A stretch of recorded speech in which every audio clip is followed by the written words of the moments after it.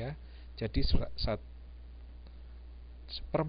dikalikan 5497,78 hasilnya adalah 122,17. Berarti standar deviasinya adalah apa? Akar dari suatu varian. Akar dari 122,17.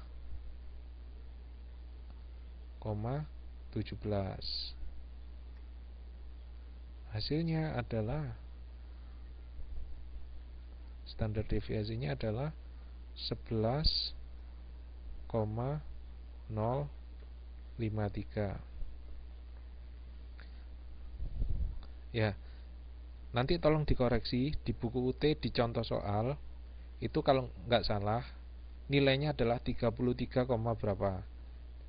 Berdasarkan rumus yang tadi itu salah. Jadi yang benar adalah 11,053 ya. Koreksinya sudah saya sampaikan ke UT Pusat, nggak tahu diresponnya kapan.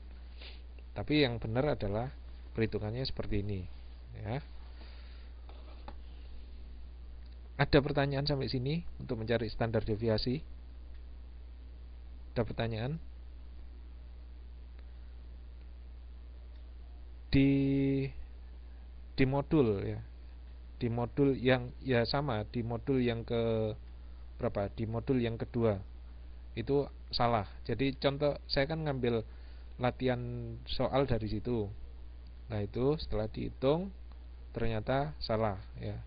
Kalau di buku UT standar deviasinya ini ketemu 33. Ya, nanti modulnya bukunya mungkin minggu depan akan sampai, nanti dikirim. Jangan lupa yang ini tolong diperbaiki untuk perhitungan. Ya. Sudah? Ada pertanyaan lagi? Ya. Di buku modulnya N sama dengan 45. Sama, ini kan juga 45 N-nya.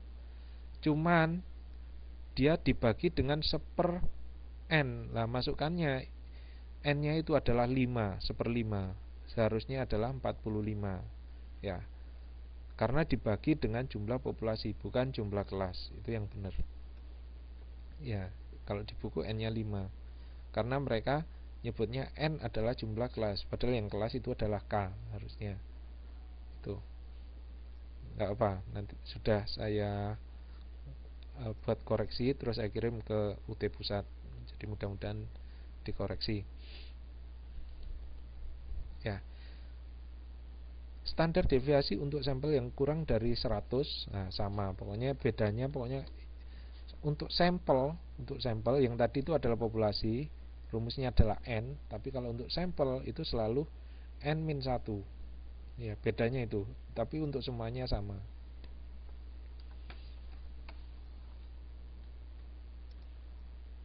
Nah, kemudian ada ukuran variasi relatif ya. Untuk data yang dikelompokkan atau yang tidak dikelompokkan sama saja, digunakan untuk membandingkan suatu simpangan ya, suatu simpangan dari dua kelompok data. Misalnya, nah ini koefisien variasinya V sama dengan 1/S simpangan baku dibagi dengan rata-rata. S ini simpangan baku atau standar deviasinya. Ya, S standar deviasi, S, SD itu hampir sama. Dari dua kumpulan data berikut, mana yang punya simpangan paling besar? Misalnya, ini ada dua buah data. Setelah dihitung rata-rata ya.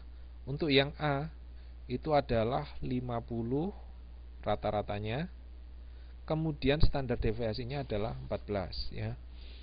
Untuk yang B setelah dihitung rata-ratanya adalah 100, standar deviasinya adalah 29. Nah, mana yang punya simpangan paling besar? Lah ini dicari variasi relatifnya.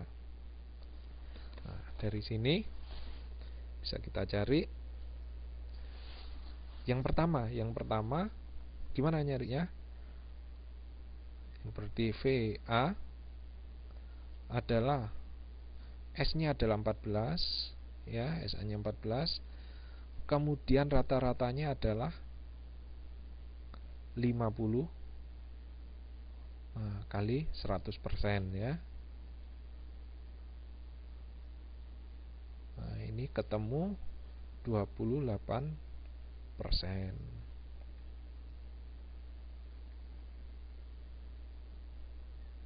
Kemudian yang ke B. Yang B adalah berapa? 29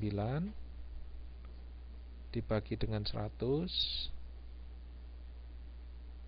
kali dengan 100%.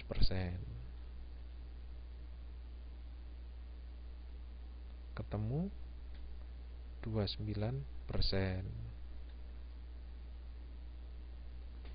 Ya, ini adalah ukuran variasi relatif. Jadi dari dua kumpulan data berikut mana yang mempunyai simpangan paling besar? Berarti yang paling besar adalah yang B. Simpangannya paling besar ya, dibandingkan dengan nilai rata-ratanya 29%, yang A 28%.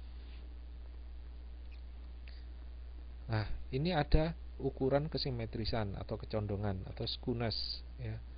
Data yang dikelompokkan dan yang tidak dikelompokkan sama digunakan untuk menentukan apakah distribusi itu simetris atau tidak ya, atau distribusi itu condong kemana konsentrasinya, apakah ke kiri atau ke kanan ya.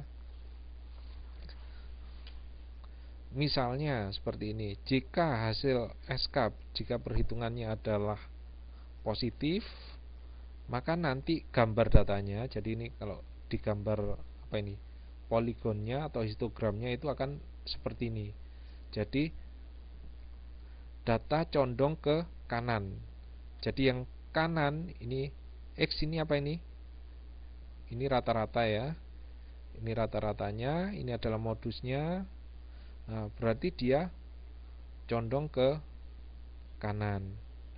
Itu kalau SK skewness-nya adalah positif, condong kanan. Nah, kalau yang berikutnya, kalau skewness-nya itu negatif, berarti datanya itu banyak yang di sebelah kiri ya. Ini di sebelah kiri.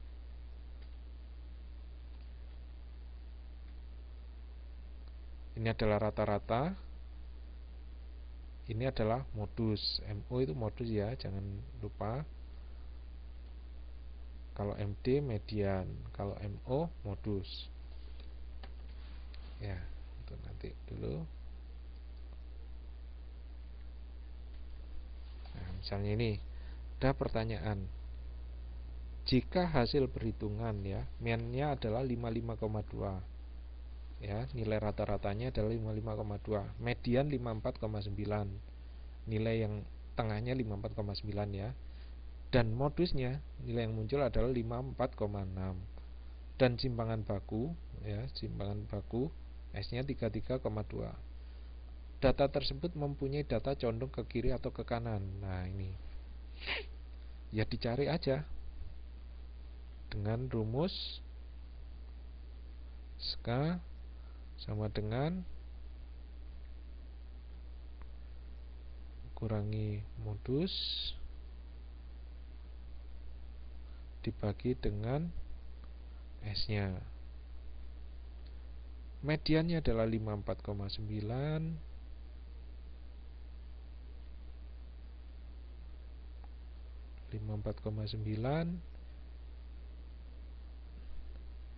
dikurangi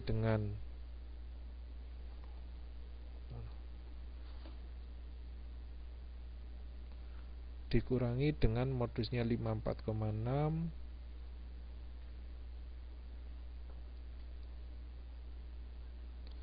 dibagi dengan S-nya. S-nya adalah 33,2 ya. Nah, ini hasilnya adalah 0,0182. Hasilnya nggak penting, yang penting ini apa? positif atau negatif. Hasilnya ternyata positif. Kalau positif berarti apa? Dilihat, kalau SK positif maka distribusi akan